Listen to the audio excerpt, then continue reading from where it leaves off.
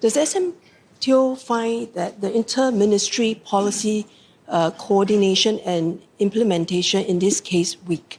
We do have inter-ministry committees and coordination mechanisms. Sometimes we're accused of having too many, but we do have quite a few of these. These also have to operate at the appropriate level.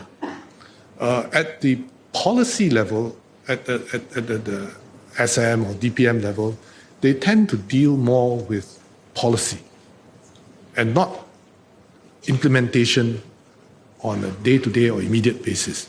Because if you try and do that kind of thing at the SM or DPM level, you will end up not being successful. It's the same answer as I gave with regard to the Prime Minister. I mean, he's responsible for everything, but if you refer everything to him, he will become the bottleneck and nothing will get done, and things will get delayed. So similarly, with coordination at the DPM or SM level. And at that level, what we try and do is to make sure that we set up a system in which the relevant agencies work with each other properly. He mentioned that the two ministers involved would have this incident taken into account by the Prime Minister in his assessment of the overall performance. But the fact is that the Prime Minister is the Minister for Finance, and Acra is a stat board within the Ministry of Finance. So how does that work as far as the Prime Minister is concerned? Because he's also overall responsible for Acra in that sense. Well, the Prime Minister is responsible for everything. But he has to delegate his responsibilities to ministers who are responsible for ministries, agencies, and functions. And so that is part of the Prime Minister's role. If the Prime Minister tried to be responsible for everything, he would not be able to function at all. And one of the responsibilities of the Prime Minister is to know when he should delegate and when he should intervene. So I hope that Ms. Sylvia Lim appreciates that.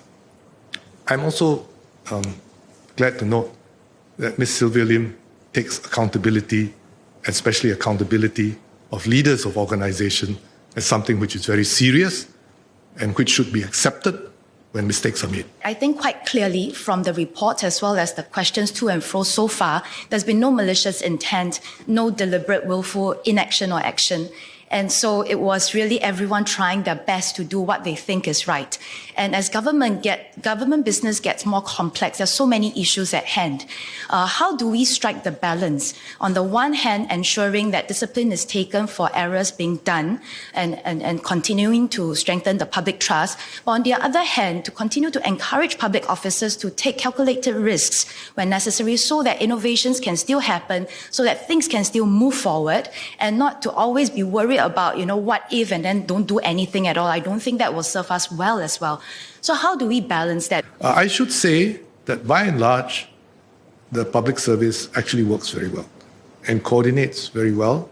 And the instances like this do take place, but they are fortunately few and far between. But they do take place. We should not come down like a ton of bricks on officers for issues like this, even if they have become public and have caused public anxiety. We should deal with them fairly and in accordance with the public sector's disciplinary processes.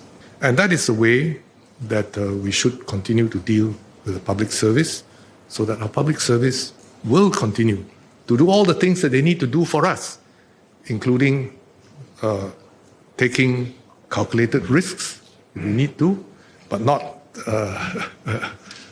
sort of take risks which is dangerously.